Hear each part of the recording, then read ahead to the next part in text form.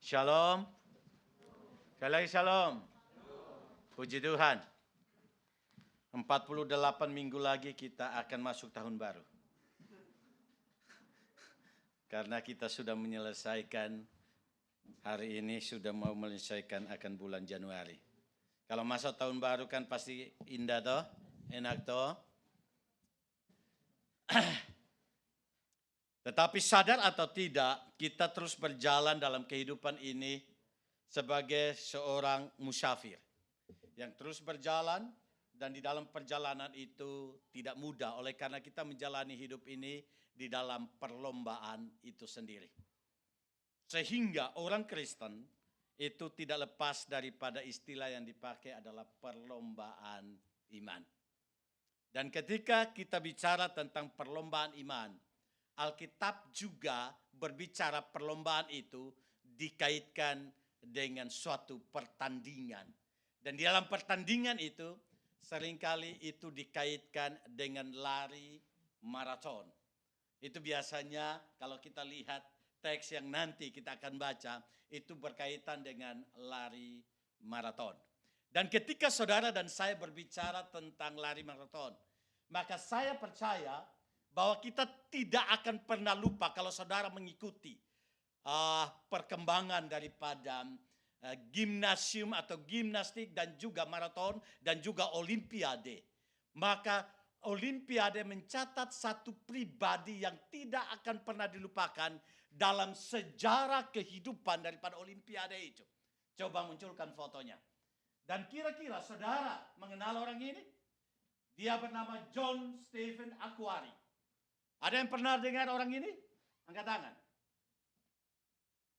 Ada yang pernah dengar orang ini? Terima kasih Bung Matius. Terima kasih buat kejujuran. Yang tahu hanya satu orang. Mutiara tahu ya. 2 orang. Termasuk saya dan istri saya. Berlatih 4 orang. John Stephen Akhwari. Olimpiade mencatat sejarah tentang orang ini. Beliau adalah seorang pelari maraton. Berasal dari Tanzania. Dan ketika olimpiade dilakukan di Meksiko, itu tahun 1968. John Stephen Akhwari mengikutinya. Dia diutus dari Tanzania untuk mengikuti maraton itu. Dan apa yang terjadi? Kenapa sejarah mencatat olimpiade ketika diadakan tidak akan melupakan orang ini? Karena saudara dan saya melihat bahwa orang ini sebenarnya bukan juara 1. Dia tidak pernah mengangkat piala. Tetapi dia juara 1 dari belakang. Tetapi setelah dia finish sampai pada tempat finishnya, di sana dia dikerubutin oleh para wartawan. Dan di sana dia menjadi sosok yang pada saat itu menjadi trending topik yang tidak dilupakan sepanjang sejarah. Mengapa? Karena ketika dia berlari dalam lari maraton, di tengah-tengah dia melakukan pelarian itu, ternyata dia jatuh. Dan ketika dia jatuh, kemudian dia sempat diinjak oleh banyak orang. Sehingga dia mengalami luka secara khusus yang parah di bagian kaki kanannya. Dan dia hampir tidak bisa lari. Tetapi dia memaksakan dirinya untuk lari. Dia berlari perlahan-lahan. Dan semua orang sudah sampai di finish. Tetapi masih sekitar 2 jam, 3 jam. Dia masih terus berlari. Penonton sudah hampir tidak ada lagi di stadion tersebut. Tapi dia terus berlari. Dan panitia berpikir masih ada 1 orang, di manakah dia? Tapi dia terus berlari. Dan akhirnya ternyata segelintir orang yang ada di sana, wartawan masih ada di sana. Mereka melihat dia masuk ke dalam stadion itu. Dan apa yang terjadi? Ketika dia masuk ke stadion itu, dia tertatih-tatih. Hampir dia tidak bisa berlari. Dia jatuh bangun. Dan di sana akhirnya ketika mendekati finish, dia jatuh di luar daripada garis finish itu. Dan apa yang terjadi? Di sana semua orang yang masih di sana, mereka memberikan applause, standing applause. Mereka berdiri dan mereka memberikan standing applause, tanda penghargaan kepadanya. Dan apa yang terjadi? Pribadi ini dikerumunin oleh para wartawan. Kemudian para wartawan bertanya kepadanya, "Hey Stephen Akhwari, kamu kan tahu kamu tidak lagi juara. Kamu terakhir, bahkan bukannya terakhir. Semua orang sudah pada di ruang ganti. Tapi kenapa engkau tidak berhenti dan engkau terus berlari? Padahal engkau terluka parah. Kenapa engkau terus berlari? Engkau sudah terluka parah. Bukankah ketika engkau berlari dan berlari, lukamu semakin parah?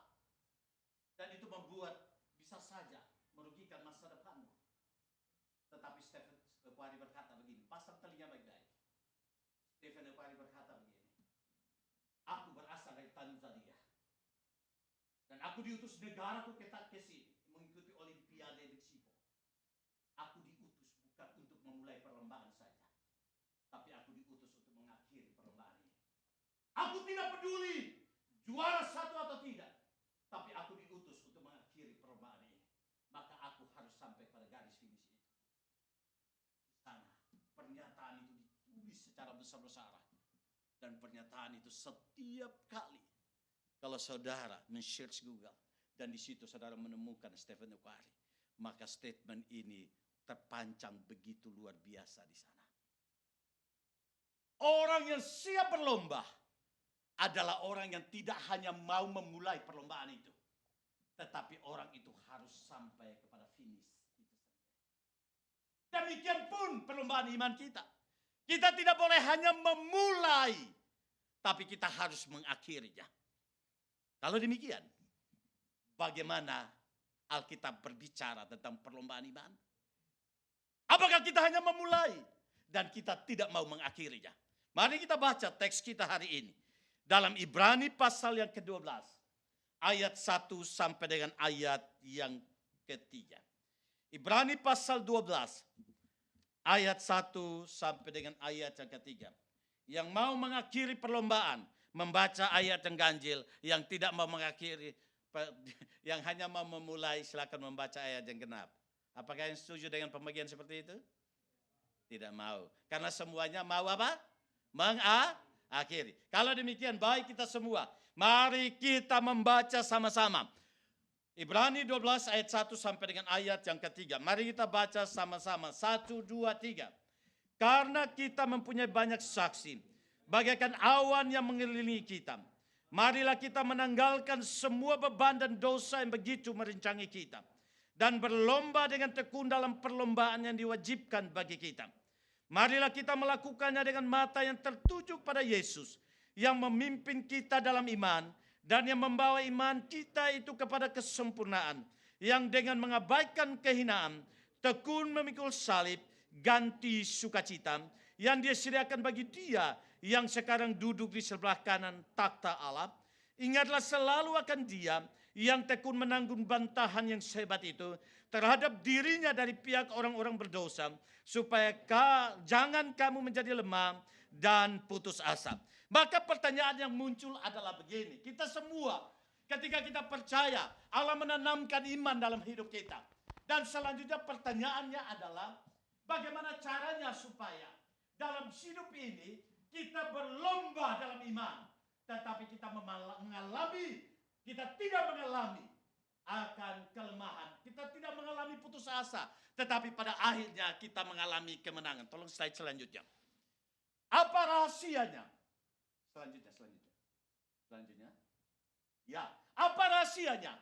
Supaya kita memiliki jaminan kemenangan dalam perlombaan iman. INA itu siapa? Negara mana?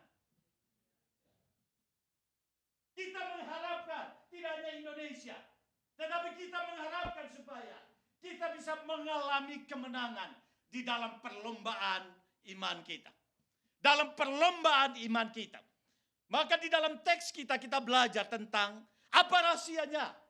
Ada beberapa rahasia yang membawa kita untuk bisa tidak mengalami putus asa, tidak mengalami kelemahan, tetapi kita terus berlomba sehingga pada akhirnya kita mengalami kemenangan. Hal yang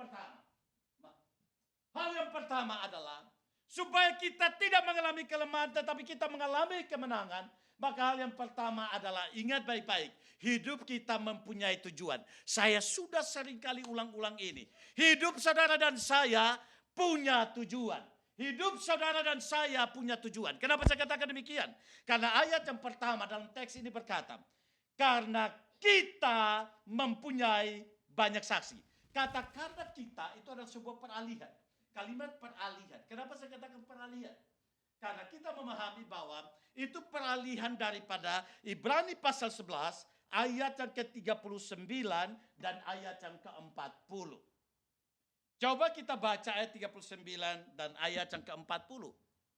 Mari, jangan bosan-bosan buka Alkitab ya. Ibrani 11 ayat 39 sampai 40. 1, 2, 3. Dan mereka semua tidak memperoleh apa yang dijanjikan itu, sekalipun iman telah memberikan kepada mereka suatu kesaksian yang baik. Sebab Allah telah menyediakan sesuatu yang lebih bagi kita. Tanpa kita, mereka tidak dapat sampai kepada apa? Siapakah mereka di sana? Ada yang tahu? Siapakah yang dimaksud dengan mereka di sana? Halo, ada orang? Siapakah mereka di sana?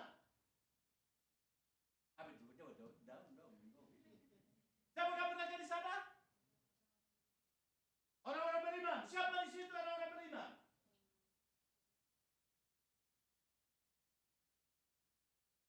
Ya, berbicara tentang Abraham. Bapak sih kalau orang beriman. Berbicara tentang Nuh, berbicara tentang Henokh, berbicara tentang Elia, berbicara tentang Rahab, berbicara tentang tokoh-tokoh iman di sana. Tetapi sesuatu yang mengkagetkan kita. Karena ayat 39 sampai 40 di sana berkata bahwa ayat 39 berkata, sekalipun iman mereka telah memberikan kepada mereka suatu kesaksian yang baik. Ayat 40 mengkagetkan. Sebab Allah telah menyediakan sesuatu yang lebih baik. Bagi apa? Iman mereka menyediakan bagi mereka sesuatu yang baik. Tetapi bagi kita disediakan sesuatu yang lebih baik. Dan di sana dilanjutkan. Tanpa kita, bapak-bapak orang beriman itu, tidak dapat sampai kepada apa? Kesempurnaan. Jadi Abraham itu bapak orang beriman. Nuh bapak orang beriman. Mereka sudah dapat yang baik berdasarkan iman mereka. Tapi Alkitab katakan mereka tidak sempurna tanpa kita. Kita di sana itu bicara tentang penerima surat Ibrani. Tapi berbicara tentang saudara dan saya sebagai orang percaya. Jadi iman, raksasa-raksasa iman. Mereka boleh mendapatkan yang baik. Tapi mereka belum sempurna tanpa kita. Itu teksnya. Baru di sana dikatakan, karena kita mempunyai banyak sakti. Jadi di sana ada suatu peralihan. Dari perjanjian lama kepada perjanjian baru. Dan perjanjian baru itu meneruskan sampai pada saudara dan saya. Artinya apa? Ayat ini mau membicarakan begini. Berbicara tentang perlombaan iman. Setiap generasi itu punya masanya. Abraham punya, Nuh punya masa. Abraham punya masa. Musa punya masa. Daud punya masa. Henokh punya masa. Rahab punya masa. Dan semuanya punya masa. Sudah selesai. Tapi selanjutnya tongkat estafet itu dilanjutkan kepada kita sebagai orang percaya. Sehingga kalau belum sampai kepada keseluruhan orang-orang yang berlomba iman ini, maka mereka tidak akan pernah bisa sempurna. Amin. Tidak akan pernah menang kalau finish terakhir. Yang orang yang berlari itu belum mendapatkan tongkat estafet, maka itu belum berakhir. Artinya apa? Saudara dan saya adalah orang penting. Amin. Sepentingnya Abraham, sepentingnya Nuh, sepentingnya Musa. Mereka tidak sempurna tanpa saudara dan saya. Artinya saudara dan saya orang penting. Amin itu. Katakan sambil kiri kanan kau orang penting. Ya, jangan lesu. Jangan lemah. Jangan putus asa. Dengan hidup ini, saudara orang penting. Amin itu. Ya, kenapa? Tanpa saudara, tokoh-tokoh perjanjian lama itu tidak sempurna. Amin itu. Betul. Maka saudara dan saya adalah orang-orang penting. Ini bukan kalimat penghiburan, tapi ini berbicara tentang teks ini. Nah, kalau demikian saudaraku, berarti hidup ini bukan hanyalah hidup tanpa tujuan. Saudara dan saya hidup di dalam dunia ini bukan seperti seorang pelancong. Tahu pelancong? Gila Batak itu apa? Bolang. Bolang itu. Bocah apa itu? Apa? Bolang apa, Bang? Iya, bocah petualang. Bolang saya dengar itu ya, bolang. Bocah petualang. Hidup kita bukan bolang, bukan bocah petualang. Yang pergi ke sana setelah itu balik lagi ke rumah. Pergi ke sana kemudian balik lagi ke rumah. Pergi ke sana balik lagi ke rumah. Bukan itu. kita bukan wisatawan yang datang berkunjung satu tempat, kemudian setelah itu kita balik lagi ke rumah. Setelah kita puas di sana, kita balik lagi ke rumah. Tidak. Alkitab berkata, saudara dan saya adalah musafir. Musafir itu berpindah dari satu tempat ke tempat yang lain. Tapi ingat, bukan berarti musafir itu tidak punya tujuan. Kita orang yang sudah punya tujuan. Sehingga tujuan kita adalah melanjutkan tongkat estafet perlombaan iman. Kita melanjutkan iman daripada Nuh. Kita melanjutkan iman daripada Musa. Kita melanjutkan iman daripada Abraham. Kita melanjutkan iman daripada tokoh-tokoh iman itu sendiri.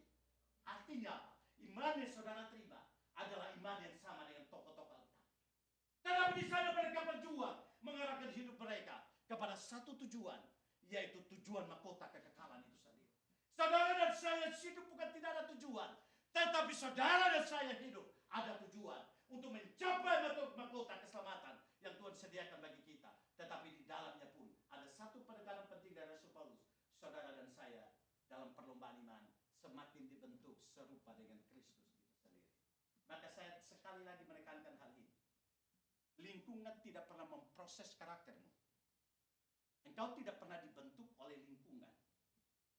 Tetapi lingkungan hanya membuktikan bagaimana karakter. Saya ulangi kalimat ini. Saudara tidak dibentuk oleh lingkungan. Tetapi lingkungan hanya membentuk karakter. Lingkungan hanya memunculkan kualitas karakter. Kalau demikian, apa yang membentuk karakter hidupmu? Yaitu perlombaan iman. Perlombaan iman itulah yang Tuhan pakai. Dan berdasarkan firman Tuhan yang kita pegang itu. Firman itu membentuk karakter kita. Dan dia mulai membuktikan tentang pembentukan karakter itu. Ketika kita ada dalam sebuah lingkungan yang ada. Maka lingkungan hanya memunculkan kualitas hidupmu. Kemudian lingkungan hanya memunculkan kualitas karaktermu. Sedangkan yang membentuk hidupmu adalah firman Tuhan. Yang membentuk hidupmu adalah kesetiaanmu pada Tuhan. Yang membentuk hidupmu adalah keintiman dengan Tuhan. Karena kebenaran aletheia itu berkaitan dengan karakter dan membentuk, menguduskan karaktermu. Dan ketika engkau ada pada satu lingkungan sekalipun, sesulit apapun, maka lingkungan itu akan memunculkan akan karakter hidupmu. Saudara dan saya ingat tentang Daniel. Daniel sejak kecil sudah diajar oleh firman Tuhan. Tetapi pada akhirnya dia dibuang ke Babel. Dan apa yang ada di Babel? Babel membentuk, Babel memunculkan kualitas daripada Daniel. Di mana hanya Sadrak, Mesak, Abednego dan juga apa? Siapa lagi? Daniel. Ada 4 pemuda menggoncangkan Babelonia pada saat itu. Oleh kenapa? Mereka sudah dibentuk karakternya daripada Israel. Dia dari Israel, yaitu belajar tentang kebenaran firman Tuhan. Dan mereka terus setia pada Tuhan walaupun di tengah-tengah ancaman sekalipun. Bahkan kita memahami Sadrak, Mesak dan Abednego ketika dipanggil harus menyembah dewa yang dibuat oleh Nebukadnezar. Apa yang dilakukan? Kalau engkau tidak menyembah, maka engkau akan dibuang ke dapur api yang dilipatkan 12 kali lipat. Apa yang dilakukan? Sadrak, Mesak dan Abednego berkata, kami tahu bahwa Allah kami sanggup menyelamatkan kami daripada perapian ini. Tapi jika dia tidak mau, kami tidak akan pernah menyembah Tuhan. Artinya apa? Karakter mereka sudah dibentuk dan disatukan di dalam kebenaran firman Tuhan. Situasi yang sulit hanya memunculkan bagaimana kualitas daripada hidup itu sendiri. Maka di sini perlombaan iman itu harus terjadi bagi kita. Maka teks itu berkata, perlombaan iman adalah sebuah kewajiban bagi kita. Bukan sesuatu yang tidak wajib bagi kita. Semua kita akan masuk ke sana. Dan di sana kita melihat, itu akan membentuk kita dan mengarahkan kita kepada tujuan. Di mana kita semakin serupa dengan Kristus. Tetapi di sana kita juga bisa mencapai mahkota keselamatan. Mahkota kekal yang Tuhan sediakan bagi kita. Maka ini hal yang pertama. Saudara dalam hidup ini bukan tidak ada tujuan kekekalan. Ada tujuan kekekalan. Karena yang pertama, saudara melanjutkan tongkat estafet perlombaan iman daripada tokoh-tokoh iman. Tapi selanjutnya pun saudara menatap ke depan. Dan di sana saudara berjuang untuk mendapatkan mahkota kekal sambil karakter hidupmu itu dikuduskan oleh Tuhan. Itu menjadi hal yang pertama. Maka di sini hidup kita itu mempunyai tujuan. Ingat baik-baik supaya kita tidak lemah, kita tidak putus asa. Hidup saudara dan saya punya tujuan. Dan tujuan kita adalah memegang teguh iman yang sudah diwariskan oleh tokoh-tokoh di dalam perjanjian lama. Tapi selanjutnya kita mengarahkan pandangan kita sebagaimana Paulus berkata, aku berlari-lari untuk mendapatkan mahkota. Tapi di sana dia semakin dikuduskan untuk serupa dengan Kristus. Ini menjadi tujuan yang pertama. Hal yang kedua, bagaimana rahasianya? Supaya kita bisa menang, kita tidak putus asa, kita tidak lemah dalam perlombaan iman. Hal yang kedua adalah ingat baik-baik. Tuhan memberikan perlombaan iman, bukan tidak ada inspirasi dalam kehidupan kita. Ada tokoh-tokoh yang menjadi inspirasi bagi kita. Maka di dalam ayat yang pertama dikatakan, mereka yang menjadi saksi adalah orang-orang benar. Dan di situ dikatakan, karena kita mempunyai apa? Banyak saksi. Banyak saksi bagaikan awan yang mengelilingi kita. Pertanyaan saya, ketika saudara dengar tentang kata saksi, apa yang muncul dalam pikiran saudara? Sekaligus PA aja ya. Apa yang muncul dalam pikiran saudara? Saksi. Ada yang memperhatikan? Tadi ada yang bilang apa? Halo, ada orang? Rasanya saya tarik nafasnya ke Ustaz, tapi kelihatannya nggak ada respons ini. Kalau bicara tentang saksi, kira-kira apa yang muncul dalam pikiran kita? Dave, silakan. Apa yang pertama muncul? Pengadilan. Ini langsung muncul pengadilan. Saksi pengadilan, betul. Kalau pengadilan nggak ada saksi, nggak ada apa namanya, nggak ada faktanya, betul ya? Apalagi kalau bilang pengadilan, saksi. Apa? Gael. Saksi cinta. Saksi apa? Yang paham kebenaran, tapi bukankah ada juga saksi dusta? Betul ya? Apa? Saksi dusta tahu kebenaran tapi menyembunyikan kebenaran. Betul ya? Ya, saya waktu belajar tentang evaluasi research, ada satu evaluasi yang namanya evaluasi semu. Evaluasi semu itu adalah dia menyembunyikan kelemahan dia dan dia menyembunyikan kebenaran lawan. Dan dia pakai adalah berita-berita hoax untuk menyerang lawan. Padahal sebenarnya itu tidak benar. Nah, itu seringkali dipakai dalam hal politik. Ini namanya saksi dusta. Jadi jangan meraih jabatan oleh karena sebuah saksi dusta. Selamat datang. Ya, jadi bicara tentang saksi, banyak kita berpikir tentang pengadilan. Saksi di sini bukan berbicara tentang pengadilan, tapi saksi di sini banyak saksi itu berbicara tentang apa? Tokoh-tokoh iman. Kenapa mereka dikatakan saksi? Mereka juga berlomba. Dan dikatakan mereka sekarang sudah mendapatkan mahkota. Dan mereka sedang duduk seperti satu stadium. Di sana mereka menjadi penonton. Mereka sudah selesai berlari dan sekarang mereka sedang menonton kita. Karena mereka sudah menyerahkan tongkat estafet kepada kita. Saat ini kita berlari. Ketika kita berlari mereka menjadi saksi. Mereka menjadi penonton bagi kita. Kira-kira bagaimana? Apakah kita bisa menyelesaikan itu atau tidak? Tetapi di sana pun dikatakan, saksi-saksi ini adalah orang-orang raksasa iman yang sudah menang dalam perlombaan iman dan mereka sedang menyaksikan kita. Sehingga ayat ini berkata begini, kamu harus berlari sekuat tenaga. Taruh dalam pikiranmu bahwa engkau tidak berlari sendirian. Ada orang-orang yang sudah berlari dan mereka menang. Dan saat ini mereka bukan ada di ruang ganti. Mereka bukan sudah pulang ke rumah.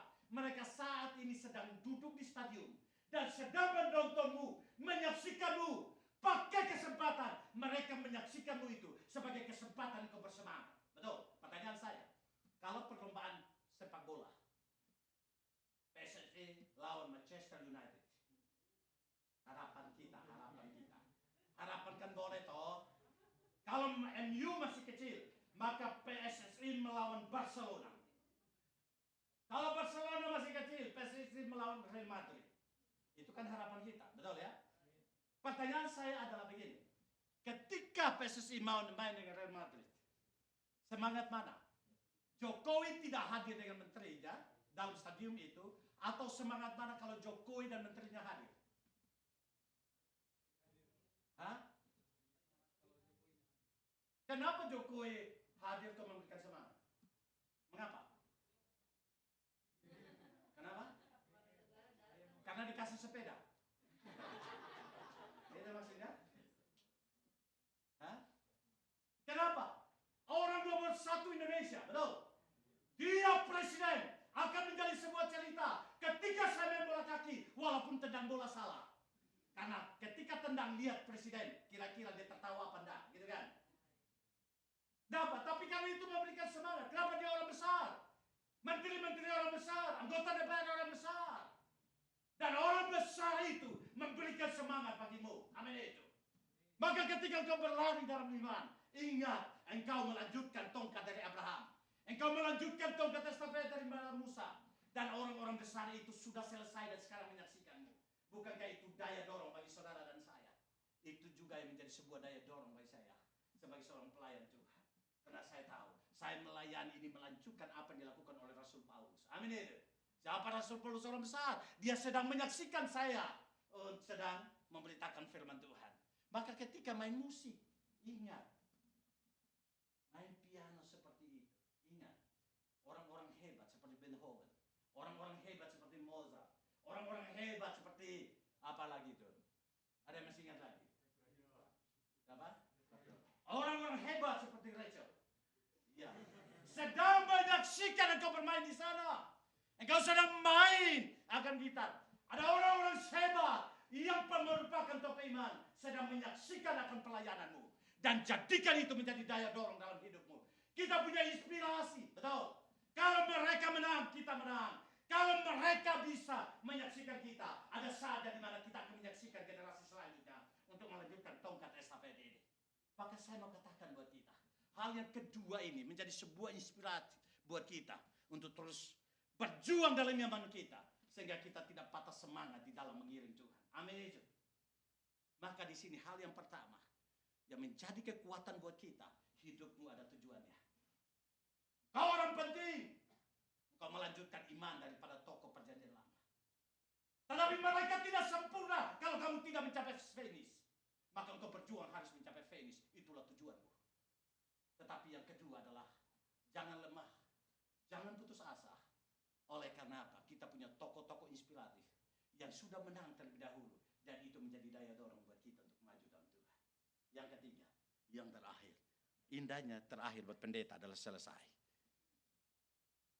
Bagi jemaat belum tentu selesai, kan harus berpikir terus kira-kira pendeta mengajarkan apa gitu ya. Tapi hal yang ketiga yang bisa kita lihat di sini adalah dalam hidup ini ada tujuan. Ada banyak tokoh-tokoh inspiratif buat kita. Tetapi yang ketiga adalah dalam hidup ini, ingat, banyak hambatan. Banyak hambatan dalam hidup ini. Kenapa demikian? Mari kita baca ayat yang ketiga. Ayat yang kedua dan ayat yang ketiga. Kita baca sama-sama. 1, 2, 3. Marilah kita melakukannya dengan mata yang tertuju kepada siapa? Yang memimpin kita dalam apa? Yang membawa iman kita itu kepada apa? Yang dengan mengabaikan apa? Ada kehinaan apa tidak? Kalau kehinaan dialami oleh Yesus, kehinaan dialami oleh kita apa tidak? Tidak. Aku nggak mau dihina, tapi aku boleh menghina orang lain. Di sini nggak ada tempat lain itu ada. Jadi di sini dikatakan Yesus mengalami kehinaan. Selanjutnya, dari mana Yesus mendapatkan kehinaan itu? Dan bagaimana sikap Yesus? Di sana dikatakan dia tekun memikul salib. Apa? Ganti sukacita yang disediakan bagi dia. Yang apa? Sekarang duduk sebelah kanan takhta Allah. Ayat 3. Ingatlah selalu akan dia. Yang apa? Tekun menanggung apa? Kalau Yesus alami bantahan, saudara mengalami, dan saya alami bantahan apa tidak? Iya. Bahkan bantahan yang hebat itu terhadap dirinya. Dari pihak apa? Orang berdosa. Supaya jangan kamu menjadi lemah dan apa? Putus asa. Dalam hidup ini banyak hambatan. Banyak hidup ini banyak tantangan. Yesus mengerjakan keselamatan buat saudara dan saya. Bukan dalam tol, melalui jalan tol. Betul? Bukan tidak ada masalah. Banyak hinaan, banyak bantahan. Kalau itu diperlakukan orang berdosa pada Yesus, apatah lagi kita yang ada di tengah-tengah dunia yang penuh dengan kejahatan. Pasti ada istilah lemah dan putus asa di sana kalimat yang sangat indah. Ketika saya menyelidiki lemah dan putus asa itu dalam budaya orang Yahudi dan orang Yunani, kata itu berkata begini. Karena ini berkaitan dengan lari maraton, maka itu diadopsi konsep ini. Dikatakan begini. Engkau susah payah sekalipun, maka itu saya teringat dengan Stephen Ekwari. Dia katakan begini. Walaupun engkau sudah habis nafas, hampir habis nafas, kamu hampir habis kekuatan. Kamu sepertinya sudah tidak lagi berdaya. Tapi jangan jatuhkan dirimu di dalam garis finish.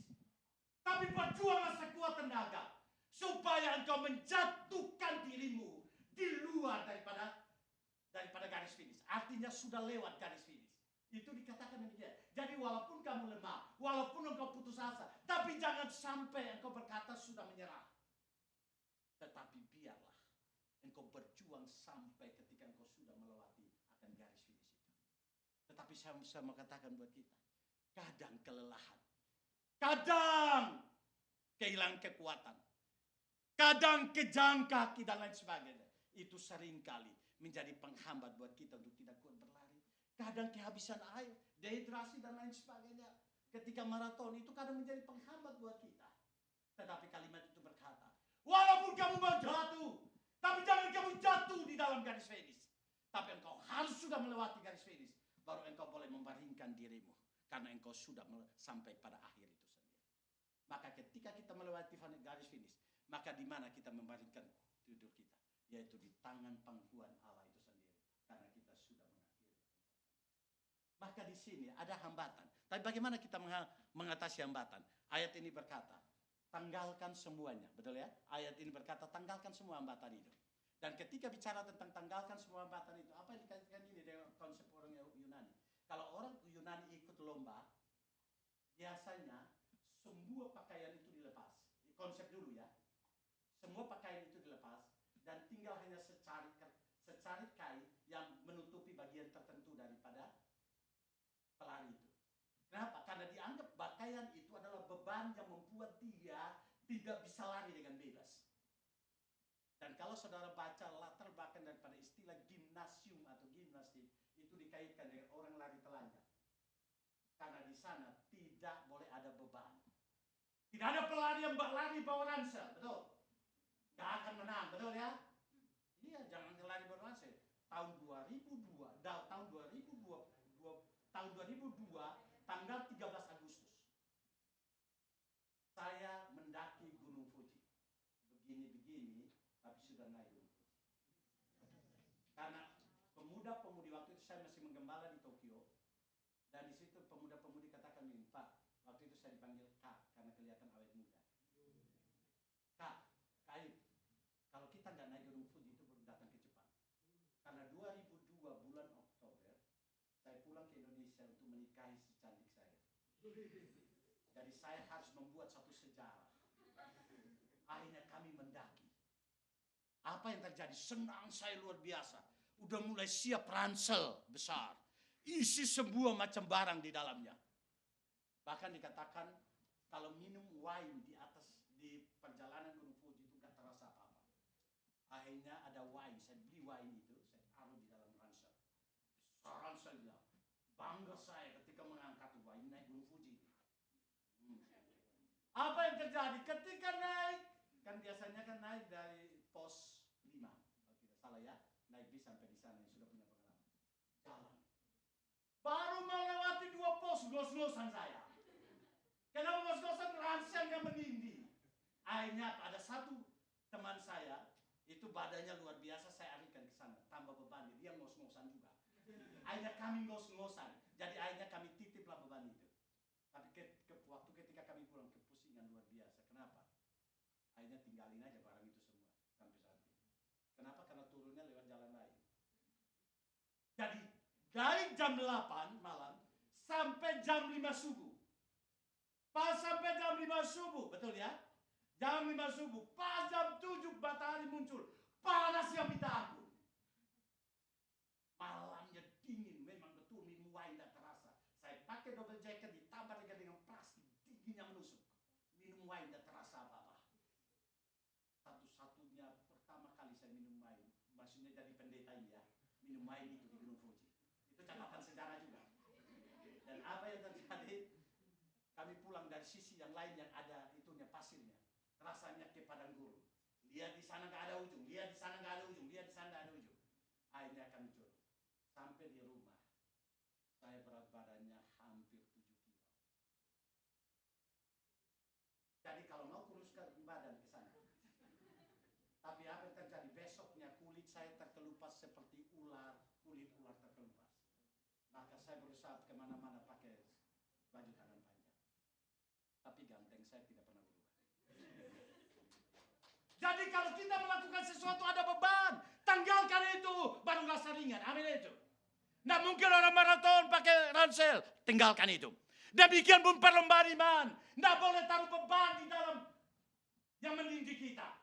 Lepaskan semua, supaya itu tidak menjadi penghalang buat kita. Dan selanjutnya, tidak hanya melepaskan, tapi di sana dikatakan fokus iman kita kepada Tuhan. Kenapa fokus iman kita pada Tuhan? Karena Kristus adalah satu-satunya inspirasi yang abadi buat saudara dan saya. Bahwa dia pernah dihina, dia pernah mengalami bantahan, tapi pada akhirnya dia menang. Kalau Kristus menang, maka jaminan kemenangan Kristus adalah jaminan saudara dan saya. Amin itu. Bukan hanya jaminan tokoh iman, tapi Kristus juga jaminan imannya, kemenangannya menjadi jaminan buat saudara dan saya. Dan pada akhirnya di sana dikatakan, ketika kita mengalami kemenangan bersama Kristus, maka saya percaya kita tidak akan memberikan kesempatan bagi kelemahan dan putus asa untuk mau merengkuh kita dan membawa kita dalam sebuah kejatuhan. Tapi kita terus berlari, dan kita terus berlari mencapai tujuan. Dan baik-baik studimu bukan tujuan akhir dalam hidupmu. Pekerjaanmu bukanlah tujuan akhir dalam hidupmu. Rumah tangga bukanlah tujuan akhir dari hidupmu. Tapi tujuan akhir daripada hidup kita adalah semakin serupa dengan Kristus dan boleh mendapatkan mahkota kehidupan. Semua kita sedang berlomba. Jangan putus asa, karena itu adalah tujuan hidup kita. Jangan putus asa, karena kita punya tokoh inspiratif. Jangan putus asa. Kalau ada dosa yang membuat kita putus asa, halangan yang membuat kita putus asa, selesaikan semuanya. Arahkan matamu kepada Kristus, karena dia mengalami kehinaan dan bantahan. Tapi dia fokus pada tujuan, menyelamatkan saudara dan saya. Dan dia sendiri mempersembahkan kemenangan. Terima firman Tuhan ini, bawa pulang, dan jadikan itu menjadi sebuah inspiratif dalam hidupmu. Sehingga engkau tidak menjadi lesu oleh karena masalah. Engkau tidak menjadi lesu oleh karena teman hidup. Engkau tidak menjadi lesu oleh karena pekerjaan. Tetapi engkau terus maju di dalam Tuhan. Mari kita tunduk kepala kita.